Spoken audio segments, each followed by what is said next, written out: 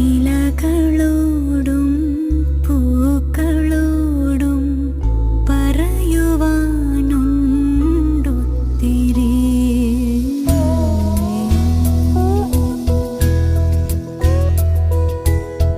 ഉഴുത മണ്ണിൻ ഗന്ധമേൽക്കാൻ നനയുവാനുണ്ടുൾക്കൊതി. ഇലഞ്ഞി മരത്തിൻ കൊമ്പിൽ കുറുകും പക്ഷി, നീലാഞ്ജന പക്ഷി. ഇതിൻ്റെ പിന്നിൽ പ്രവർത്തിച്ച ഓരോ വിഭാഗത്തിലെയും ഇപ്പോൾ ക്യാമറയൊക്കെ കൈകാര്യം ചെയ്തത് മാസ്റ്റർ എന്ന് വിളിക്കാവുന്ന മധു നീലകണ്ഠനാണ്.